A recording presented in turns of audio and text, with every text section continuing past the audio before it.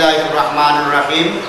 প্রিয় শিক্ষার্থীবৃন্দ, এখন তোমাদের ক্লাস 10-এর প্রাক নির্বাচনী সিলেবাস থেকে প্রথম অধ্যায়ের আসমানি কিতাব সম্পর্কে আলোচনা হবে।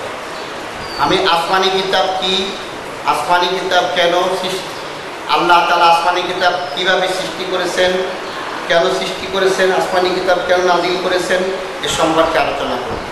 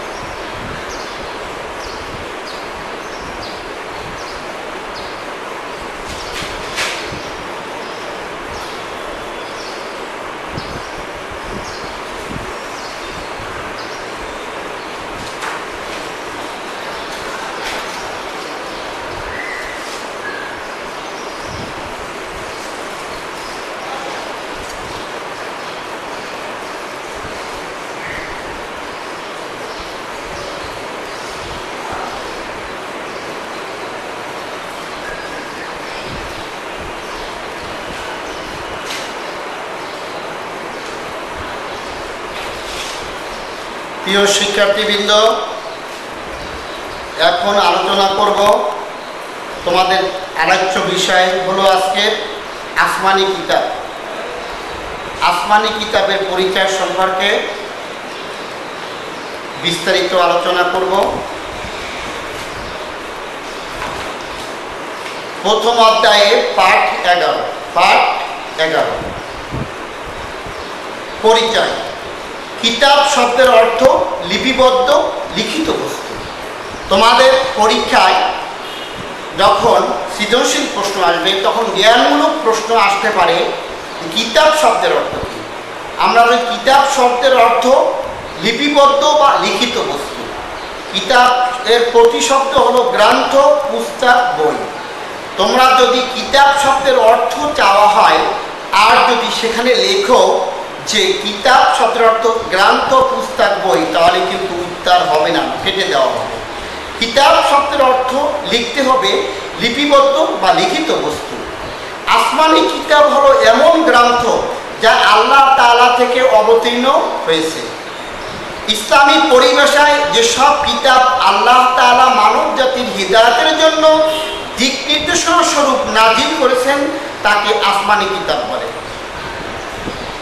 অন্য কথায় আল্লাহ তাআলার বাণী সম্বলিত গ্রন্থাবলীকে আসমানি কিতাব বলা হয়। অর্থাৎ এইটাই আল্লাহ তাআলার বাণী সম্বলিত গ্রন্থাবলীকে আসমানি কিতাব বলা হয়। যদি পরীক্ষায় আসে আসমানি কিতাব কাকে বলা হয়, তাই লিখতে হবে ইসলামিক পরিভাষায় যেসব কিতাব আল্লাহ তাআলা মানব জাতির হিদায়াতের জন্য দিক নির্দেশনা স্বরূপ নাজিল করেছেন তাকে আসমানি কিতাব বলে। সুতরাং আসমানি কিতাব হলো আল্লাহর বাণী সমষ্টি। আল্লাহ তাআলা তার অগণিত ফেরেশতা সৃষ্টি করেছেন, এদের মধ্যে 4 জন ফেরেশতা হলো শ্রেষ্ঠ। এই 4 জন শ্রেষ্ঠ ফেরেশতার মধ্যে যিনি প্রধান তিনি হলেন হযরত জিবরাইল আলাইহিস সালাতু ওয়াস সালাম। জিবরাইল আলাইহিস সালাতু ওয়াস সালাম আলাইহিস সালামের মাধ্যমে আল্লাহ তাআলা তার বাণী রাসূলগণের নিকট প্রেরণ করেছেন, অর্থাৎ নবী রাসূলগণ তা মানুষের নিকট পৌঁছে দিয়েছেন। এই যে বাণী সম্বলিত গ্রন্থখানি নবী রাসূলদের কাছে জিবরাইলের মাধ্যমে পৌঁছিয়েছেন, এটার নাম হলো আসমানি কিতাব। আসমানি কিতাবের বিষয়বস্তু আল্লাহ তাআলা আসমানি কিতাব সমূহের নানা বিষয়ে আলোচনা উপস্থাপন করেছেন। ক, আল্লাহ তাআলার সত্তাগত পরিচয়। খ, আল্লাহ তাআলার গুণাবলী বর্ণনা। গ, নবী রাসূলগণের বর্ণনা। ঘ, পূর্ববর্তী জাতিসমূহের বিবরণ। উম, অবাধ্য ও কাফেরদের পরিণতির বিবরণ। চ, হালাল হারামের বর্ণনা। ছ, বিধি বিধান সংক্রান্ত বিবরণ। জ, শাস্তি ও সতর্কীকরণ বিষয়ে আলোচনা। ঝ, উপদেশ ও সুসংবাদ সম্পর্কে বিবরণ। নিয়, আকীদা সংক্রান্ত বিষয়ের বিবরণ। ট, পরকাল সংক্রান্ত বিষয়ের বিবরণ ইত্যাদি বিষয়ে এই আসমানি কিতাবে বিষয়বস্তু উল্লেখ করা হয়েছে। প্রসিদ্ধ আসমানি কিতাব সমূহ মহান আল্লাহ তাআলা যুগে যুগে আল্লাহ তাআলা এই পৃথিবীতে অসংখ্য মানুষ সৃষ্টি করেছেন, আর এই মানব জাতিকে সঠিক পথের সন্ধান দেওয়ার জন্য, আল্লাহর পথে পরিচালিত করার জন্য, আল্লাহর বিধিবিধান মতো পরিচালনা করার জন্য আল্লাহ তাআলা অসংখ্য নবী রাসূল সৃষ্টি করেছেন। এই নবী রাসূলগণকে সঠিক দিশা দেওয়ার জন্য, সঠিক বিধিবিধান জানানোর জন্য আল্লাহ তাআলা সর্বমোট 104খানা আসমানি কিতাব নাজিল করেছেন। এই 104খানা আসমানি কিতাবের মধ্যে 4খানা বড় ও প্রসিদ্ধ, আর 100খানা ছোট কিতাব। বড়গুলোকে কিতাব বলা হয়, আর ছোট যে 100খানা এগুলাকে সহিফা বলা হয়।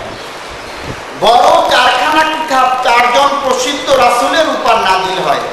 এগুলো হলো তাওরাত হযরত মূসা আলাইহিস সালাতু ওয়াস সালামের উপর নাজিল হয়েছে। জাবুর হযরত দাউদ আলাইহিস সালামের উপর নাজিল হয়েছে। ইনজিল হযরত ঈসা আলাইহিস সালাতু ওয়াস সালামের উপর নাজিল হয়েছে। এবং কোরআন বিশ্বনবী হযরত মুহাম্মদ সাল্লাল্লাহু আলাইহি ওয়াসাল্লামের উপর নাজিল হয়েছে। এই 4খানি প্রসিদ্ধ কিতাব তো আমরা হলাম সর্বশেষ নবী হযরত মুহাম্মদ সাল্লাল্লাহু আলাইহি ওয়াসাল্লামের উম্মত। তাই আমরা এখন মেনে চলব আমাদের সর্বশ্রেষ্ঠ গ্রন্থ আল কোরআন, সর্বশেষ এবং সর্বশ্রেষ্ঠ গ্রন্থ আল কোরআন, যাহা প্রিয় নবী হযরত মুহাম্মদ সাল্লাল্লাহু আলাইহি ওয়াসাল্লামের উপর নাজিল হয়েছে। আর 100খানা যে সহিফা বা ছোট কিতাব নাজিল হয়েছে, এই 100খানা কিতাব প্রসিদ্ধ 4 জন নবী ও রাসূলের উপর নাজিল হয়েছে। তারা হলেন হযরত আদম আলাইহিস সালাতু ওয়াস সালাম, যাকে আমরা আদি পিতা বলি, যিনি প্রথম মানব, প্রথম নবী ও রাসূল, তিনি হযরত আদম আলাইহিস সালাম, যাহার উপরে 10খানা সহিফা নাজিল হয়েছে। দ্বিতীয় হযরত শীস আলাইহিস সালাম, তার উপর নাজিল হয়েছে 50খানা সহিফা। তৃতীয় হযরত ইব্রাহিম আলাইহিস সালাম, যাকে মুসলমান জাতির পিতা বলা হয়। আল্লাহ তাআলা কোরআন পাকে বলেছেন মিল্লাতা আবিকুম ইব্রাহিম, তোমাদের মুসলিম জাতির পিতা হলো ইব্রাহিম। ইব্রাহিম আলাইহিস সালামের উপরে 10খানা সহিফা নাজিল হয়েছে। আর চতুর্থ হযরত ইদ্রিস আলাইহিস সালাম, এর উপর নাজিল হয়েছে 30খানা সহিফা। এই মোট 100খানা সহিফা এই 4 জন প্রসিদ্ধ নবী রাসূলের উপর নাজিল হয়েছে। এই হলো আসমানি কিতাবের নাজিলের পরিচয়। এবার আসো আসমানি কিতাবে বিশ্বাসের গুরুত্ব। আসমানি কিতাব সমূহের বিশ্বাস স্থাপন করা ঈমানের অন্যতম গুরুত্বপূর্ণ বিষয়। আসমানি কিতাব সমূহে বিশ্বাস স্থাপন করলে ঈমানের মূল বিষয়ে নড়বড়ে, ঈমান স্থাপন না করলে ঈমানের মূল বিষয় নড়বড়ে হয়ে যায়। কেননা আসমানি কিতাবগুলোর মাধ্যমে মানুষ আল্লাহ তাআলা, নবী রাসূল, ফেরেশতা, পরকাল ইত্যাদি সম্পর্কে জানতে পেরেছে।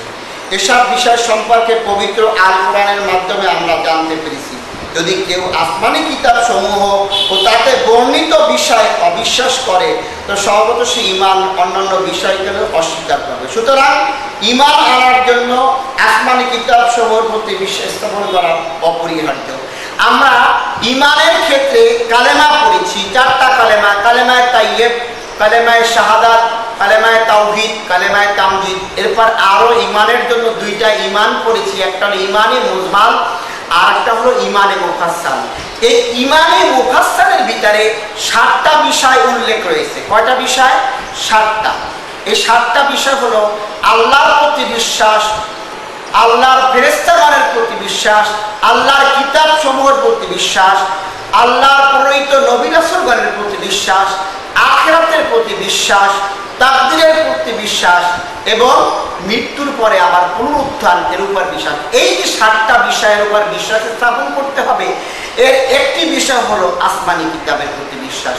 এইটা যদি আমরা এইটাকে অস্বীকার করি, কেউ যদি বলে 6টা বিশ্বাস করি একটাই করি না, তাহলে তার ঈমান পরিপূর্ণ হবে না, তার ঈমান পরিপূর্ণ হবে না। আসমানি কিতাব সমূহে বিশ্বাস এসব বিষয়কে আমাদের বাস্তব জীবনে অনুশীলনের অনুপ্রেরণা দেয়। সর্বশেষ আসমানি কিতাব হলো, একটু আগেই বলেছি, সেটা হলো আল কোরআন। কেন আল্লাহ তাআলা যুগে যুগে এই যে 104খানা আসমানি কিতাব দুনিয়াতে মানুষের হিদায়াতের জন্য নবী রাসূলদের মাধ্যমে প্রেরণ করেছেন, সেই আসমানি কিতাবগুলো আল্লাহ তাআলা আবার উঠাই নিয়েছেন। শুধু একটা আসমানি কিতাব রয়েছে, সর্বশ্রেষ্ঠ সর্বশেষ গ্রন্থ, সেটা হলো আল কোরআন, যেটা আমাদের প্রিয় নবী হযরত মুহাম্মদ সাল্লাল্লাহু আলাইহি ওয়াসাল্লাম উপর নাযিল করেছেন। আর সেই কোরআনের নির্দেশনা মোতাবেক আমরা জীবন পরিচালনা করব, আমাদের জীবন পরিচালিত হবে। আমরা আল্লাহর বিধিবিধান সব কিছু পেয়েছি এই আল কোরআনের মাধ্যমে। আল কোরআন আল্লাহ তাআলার বাণী। মানব জাতির হিদায়াতের লক্ষ্যে আল্লাহ তাআলা হযরত জিবরাইল আলাইহিস সালামের মাধ্যমে সর্বশ্রেষ্ঠ নবী হযরত মুহাম্মদ সাল্লাল্লাহু আলাইহি ওয়াসাল্লামের উপর এই কিতাব নাযিল করেন। আল কোরআন হলো সর্বশ্রেষ্ঠ আসমানি কিতাব। আল কোরআন হলো সর্বশ্রেষ্ঠ আসমানি কিতাব। যেই কিতাব আজ থেকে প্রায় 1500 বছর আগে প্রিয় নবী হযরত মুহাম্মদ সাল্লাল্লাহু আলাইহি ওয়াসাল্লাম নাযিল হয়েছে।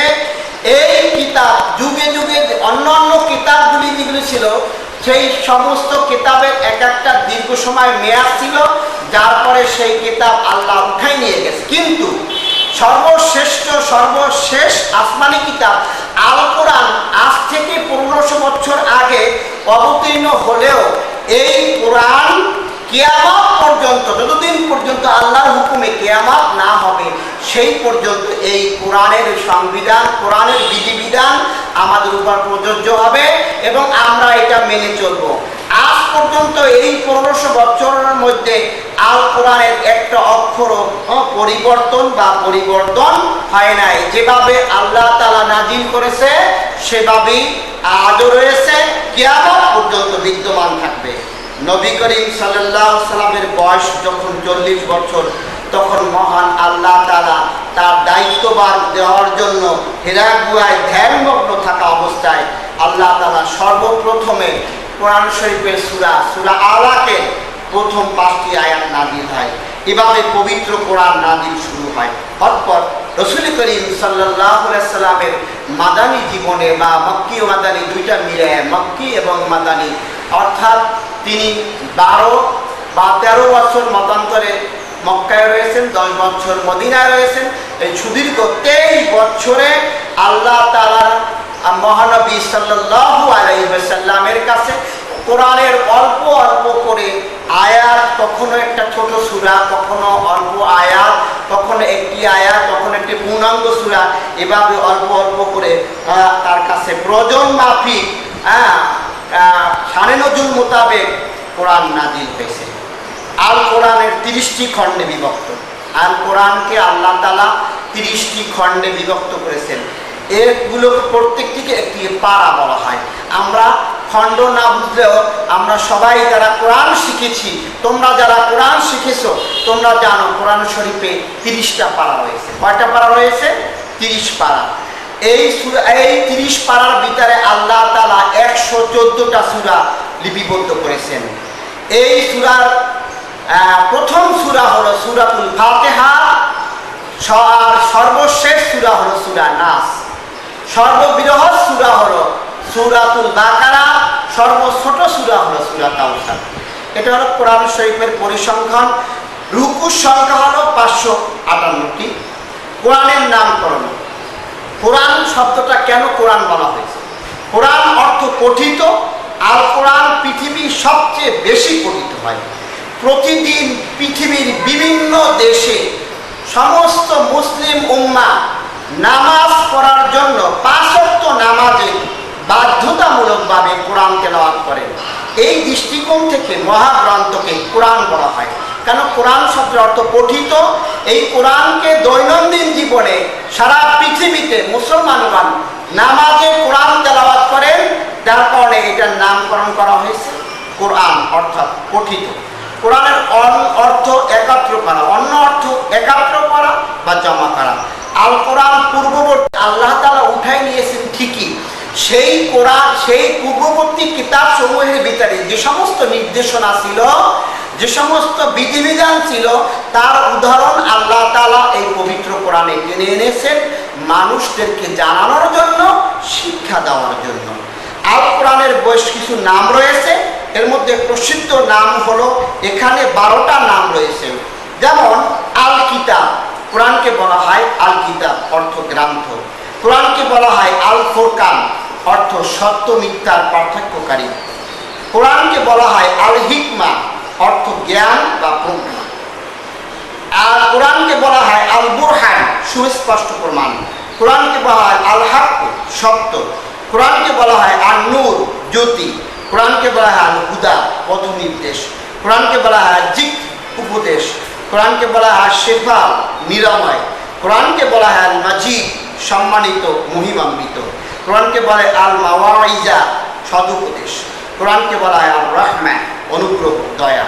এই কোরআনের 12টা নাম রয়েছে। শিক্ষার্থী, প্রিয় শিক্ষার্থীবৃন্দ, তোমাদের যখন পরীক্ষায় প্রশ্ন দেওয়া হবে, তখন এই যে 12টা নাম থেকে যে কোনো একটা নাম তুলে দিতে পারে আরবিতে, যে কোরআনের নাম বলো, আন-নূর অর্থ কি, হ্যাঁ, তখন তোমাকে যদি এই 12টা নামের অর্থ সুন্দরভাবে তুমি যদি ভালো করে মুখস্থ করো বা শিখো, তাহলে তুমি অবশ্যই লিখতে পারবে কোরআন অর্থ। এটা জ্ঞানমূলক প্রশ্ন, যে কোরআন নূর অর্থ কি, জ্যোতি। অথবা আসতে পারে আর শেফা অর্থ কি, নিরাময়। অথবা আসতে পারে আল ফুরকান অর্থ কি, সত্য মিথ্যার পার্থক্য করবে। তোমরা এই 12টা নাম, কোরআনের যে 12টা নাম, এটা সুন্দর করে মুখস্থ করবে, শিখবে এবং জানবে, কেন জ্ঞানমূলক প্রশ্নে এগুলো দেওয়া হয়ে থাকে। এবার আসো কোরআনের বৈশিষ্ট্য ও মাহাত্ম্য। আল কোরআনের সর্বশ্রেষ্ঠ ও সবচেয়ে মর্যাদাবান গ্রন্থ। এটি দুনিয়ার সকল গ্রন্থ, এমনকি অন্যান্য আসমানি কিতাবের তুলনায় স্বতন্ত্র বৈশিষ্ট্যমণ্ডিত। এর সমকক্ষ আর কোনো কিতাব নাই। অর্থাৎ এই কোরআনের সর্বশ্রেষ্ঠ বলা হয়েছে, এর সমকক্ষ আর কোনো কিতাব নাই। আল কোরআন পরিপূর্ণ পূর্ণাঙ্গ কিতাব। এই গ্রন্থ সকল জ্ঞান বিজ্ঞানের আধার, সব বিষয়ের মূলনীতি এই গ্রন্থে বিদ্যমান। আল্লাহ তাআলা বলেন, মা ফারাতনা ফি কিতাবি মিন শাইইন, মা ফারাতনা ফি কিতাবি মিন শাইইন, আমি এই কিতাবে কোনো কিছু বাদ দেইনি। মহান আল্লাহ বলেন, এই কিতাবে কোনো কিছু বাদ দেই নাই। সুতরাং আল্লাহর কোরআন হলো পূর্ণাঙ্গ গ্রন্থ। হ্যাঁ, যেমন কোরআন হলো একদম কমপ্লিট জীবন বিধান। মানব জীবনের প্রয়োজনীয় সকল বিষয়ে যথাযথ নির্দেশনা এই কিতাবে বিদ্যমান। আল কোরআন সর্বশেষ আসমানি কিতাব। আল্লাহ তাআলা মহানবী এর মাধ্যমে ইসলামকে পরিপূর্ণ জীবন ব্যবস্থা হিসাবে ঘোষণা করেছেন। ফলে পৃথিবীতে আর কোনো নবী রাসূল আসবে না, কোনো আসমানি কিতাব নাজিল হবে না। কোরআন শিক্ষায় কিয়ামত পর্যন্ত বলবৎ থাকবে। তাছাড়া পূর্ববর্তী সকল আসমানি কিতাবের সার নির্যাস কোরআনে রয়েছে। সুতরাং এটি সর্বশ্রেষ্ঠ আসমানি কিতাব। আল কোরআন সন্দেহমুক্ত কিতাব। আল কোরআনে কোনো সন্দেহ নেই। দুনিয়ার কোনো গ্রন্থ নির্ভুল বা অকাট্য নয়। দুনিয়ায় যত গ্রন্থ আছে এর কোনোটাই নির্ভুল বা অকাট্য নয়, কিন্তু কোরআন নির্ভুল, কি সন্দেহের বাইরে। এর সন্দেহের কোনো উদ্রেক হতে পারে না। এর বিষয়ে আল্লাহ তাআলা স্বয়ং কোরআন শরীফে সূরা বাকারার প্রথমেই বলেছেন, বিসমিল্লাহির রহমানির রহিম, আলিফ লাম মিম, যালিকাল কিতাবু লা রাইবা ফীহ। এটি কোরআন, সেই কিতাব যাতে কোনো সন্দেহ নেই। আল্লাহ তাআলা সূরা বাকারার প্রথমেই 2 নম্বর আয়াতে বলেছেন। সর্বজনীন কিতাব হিসাবে আল কোরআনের মর্যাদা এটি কোনো দেশ বা কাল জাতির জন্য সীমাবদ্ধ নয়, বরং সকল যুগের সব মানুষের জন্য এটি উপদেশ, পথ নির্দেশক। সুতরাং এটি সর্বজনীন কিতাব। আল কোরআন একমাত্র অবিকৃত গ্রন্থ। নাজিলের পর থেকে আজ পর্যন্ত একটি হরকত বা নুক্তাও পরিবর্তন হয়নি। স্বয়ং আল্লাহ তাআলা এর রক্ষক। কোরআন যিনি নাজিল করেছেন, পৃথিবীতে হেফাজতকারী সেই আল্লাহই রয়েছেন। আল্লাহ হেফাজত করবেন। আল্লাহ সম্পর্কে বলছেন, ইন্না নাহনু নাযালনা যিকরা ওয়া ইন্নাহু লাহু লাহাফিজুন। আমি কোরআন অবতীর্ণ করছি, অবশ্যই আমি এর সংরক্ষক। প্রিয় শিক্ষার্থীবৃন্দ, তোমাদের জানা উচিত কোরআন আজও পৃথিবীতে সবখানে সম্মানের সাথে বিদ্যমান রয়েছে। কোরআন যেদিন অপমানিত হবে, বেইজ্জতি হবে, লাঞ্ছিত হবে, কোরআনকে যখন অসম্মান করা হবে, সেদিন আল্লাহ তাআলা কোরআন উঠায় নিয়ে যাবে। এটা কিয়ামতের পূর্বেই ঘটবে। বস্তুত আল কোরআন অবিকৃত অপরিবর্তিত গ্রন্থ। আজ পর্যন্ত এতে কোনরূপ সংশোধন, পরিমার্জন, পরিবর্ধন, বিয়োজন হয়নি, আর ভবিষ্যতেও হবে না। অর্থাৎ কোরআনের কোনো পৃথিবীর কোনো জ্ঞানী গুণী কোনো ব্যক্তি কোরআনের ভিতরে হাত দিয়ে কোরআনের কোনো একটা অক্ষর, নক্তা, হরকত কোনো কিছু কখনো পরিবর্তন করতে পারে নাই, আর পারবেও না। বুঝছে? যেহেতু কোরআন সর্বশ্রেষ্ঠ গ্রন্থ ও মর্যাদাপূর্ণ কিতাব। এতে আরবের সর্বশ্রেষ্ঠ সাহিত্য, ইতিহাস, ভবিষ্যৎবাণী, বিজ্ঞান, সৃষ্টি রহস্য ইত্যাদি বিষয় খুব সুন্দরভাবে লিপিবদ্ধ রয়েছে। এটি যেহেতু আল্লাহ তাআলার বাণী, সুতরাং এর মর্যাদা তার নাই কখনো নেই। আল্লাহ তাআলা বলেন, বাল হুয়া কুরআনুম মাজিদুন ফি লাওহিন মাহফুজ। আল্লাহ সূরা বুরুজের শেষ আয়াতে আল্লাহ তাআলা বলেছেন যে বস্তুত এটি সম্মানিত কোরআন, যেটা সংরক্ষিত ফলকে লিপিবদ্ধ। অর্থাৎ এই কোরআন মহান আল্লাহ তাআলা আরশে আজিমে আল্লাহর সংরক্ষিত ফলকে, যেটাকে লাউহে মাহফুজ বলা হয়, সেখানে সংরক্ষিত ফলক, ওই সমস্ত বিষয়কে বোঝায়। সংরক্ষিত ফলক হলো ওইটা, অর্থাৎ আমরা যেটা সাধারণত আমরা পৃথিবীতে বসে বুঝি নেম প্লেট, অর্থাৎ কারো কোনো জিনিস তার নামকে স্মরণ রাখার জন্য খোদাই করে যে লেখা হয় সেইটা নেম প্লেট। সেভাবে মহান আল্লাহ তাআলা লাউহে মাহফুজে পবিত্র কোরআন লিপিবদ্ধ করে রেখেছেন সংরক্ষিত ফলকে, যা কিয়ামত পর্যন্ত থাকবে। সেখান থেকেই মহানবী সাল্লাল্লাহু আলাইহি সাল্লামের কাছে আস্তে আস্তে পবিত্র কোরআন নাজিল করা হয়েছে। প্রথমে এই পবিত্র কোরআন আল্লাহ তাআলা শবে কদরের রাতে প্রথম আসমানে বাইতুল ইজ্জায় প্রথমে সম্পূর্ণ কোরআন নাজিল করেছেন। সেখান থেকে অল্প অল্প করে মহানবী সাল্লাল্লাহু আলাইহি ওয়াসাল্লামের কাছে সুদীর্ঘ 23 বছর বসে মহান আল্লাহ তাআলা এই পবিত্র কোরআন নাজিল করেছেন। আল কোরআন মহান আল্লাহর বাণী, এটি স্বতন্ত্র বৈশিষ্ট্য। এই মহিমান্বিত ভাষা, এ মহিমায় ভাষ্য, এটি পরিবর্তন বিকৃতি, সংযোজন, বিয়োজন থেকে মুক্ত, পবিত্র। এটি সর্বশেষ আসমানি কিতাব। আমরা পবিত্র কোরআনের মহত্ব অনুধাবন করব, ভক্তি সম্মান সহকারে আমরা কোরআন পাঠ করব। এর শিক্ষা সম্পর্কে যথাযথ জ্ঞান লাভ করে আমাদের বাস্তব জীবনে কার্যকর করব। কোরআনই হবে আমাদের জীবন ও চলার পাথেয়। প্রিয় বন্ধুরা, এই কোরআন আমরা শিখব। আমরা মুসলমান করে জন্ম নিয়েছি, আমাদের পিতামাতা মুসলমান, আমাদের জন্মসূত্রে আমরা মুসলমান। তো প্রত্যেক পিতামাতার দায়িত্ব হলো তার সন্তানকে কোরআন শিক্ষা দেওয়া, নবীর হাদিস শিক্ষা দেওয়া। কোরআনকে শিখতে হবে, কোরআনকে জানতে হবে, কোরআনের বিধিবিধান জীবনে মেনে চলতে হবে। তাহলে আমরা আল্লাহর হুকুম মতো জীবন পরিচালনা করতে পারবো এবং আল্লাহ আমাদের কাল কিয়ামতে মুক্তি দিবেন। কোরআন আমাদের জন্য বন্ধু হবে।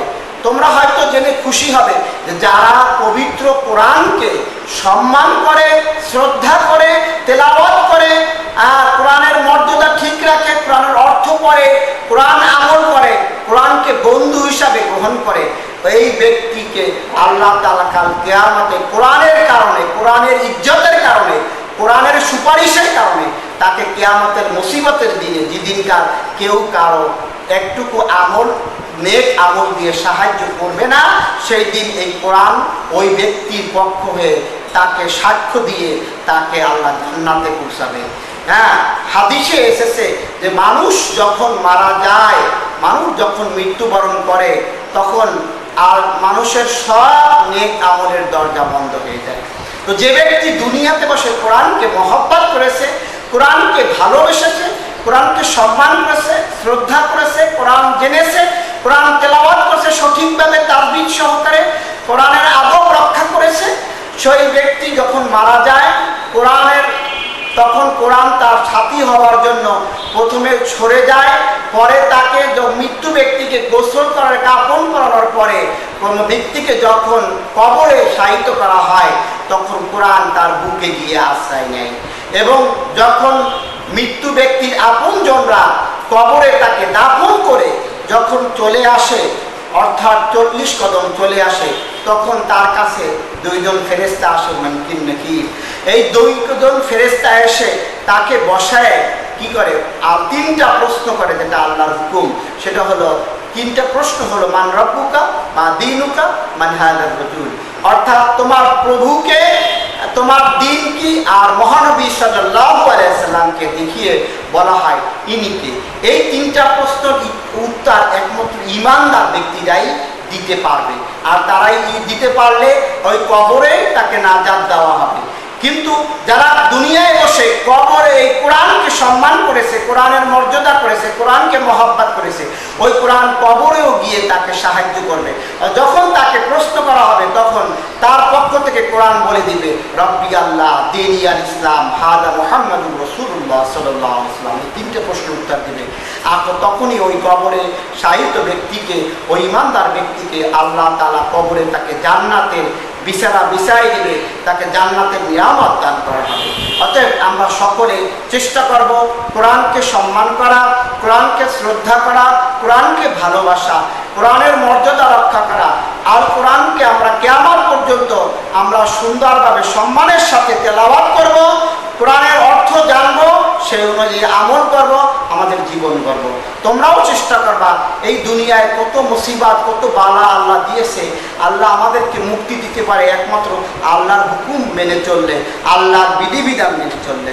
তোমরা ছোট্ট বন্ধুরা, তোমরা এখন পড়াশোনা করতেছো, তোমরা সবসময় আমল করবা, আল্লাহ ও আল্লাহ রসুলের পথ ও মত অনুসারে জীবন পরিচালনা করবা। তাহলে তোমাদের জীবন সুন্দর হবে, তোমাদের আদর্শ চরিত্র গঠন করবা। তোমরা দুনিয়ার চাকচিক্য, দুনিয়ার এই লোভ লালসা, দুনিয়ার এই সুন্দর চাকচিক্য, এই খারাপ পথে আমরা কখনো চলবো না। আমরা সবসময় আল্লাহ রসুলের পথে চলবো, কোরআনকে মেনে চলবো, কোরআনের বিধানকে মেনে চলবো, কোরআন সহিষ্ণুভাবে তেলাওয়াত করবো, 5 ওয়াক্ত নামাজ আমরা আদায় করব। আল্লাহ আমাদের সকলকে কোরআন পড়ার এবং বুঝার তৌফিক দান করুন। আমিন। ওয়া আখির দাওয়ানা আলহামদুলিল্লাহি রাব্বিল আলামিন। প্রিয় বন্ধুরা, তোমরা এই পড়াটুকু সুন্দর করে পড়বা এবং ইম্পর্টেন্ট যেগুলি বাক্যগুলি রয়েছে উদাহরণগুলি রয়েছে কোরআন ও হাদিসের, সেগুলো সুন্দর করে আন্ডারলাইন করে নিবা এবং পরীক্ষার জন্য ভালো করে শিখবা। এখান থেকে যে কোনো প্রশ্ন দিলে যেন তোমরা উত্তর লিখতে পারো, সে বিষয়ে সকলে খেয়াল রাখবা। আমা আলাইনা ইল্লাল বালাগ।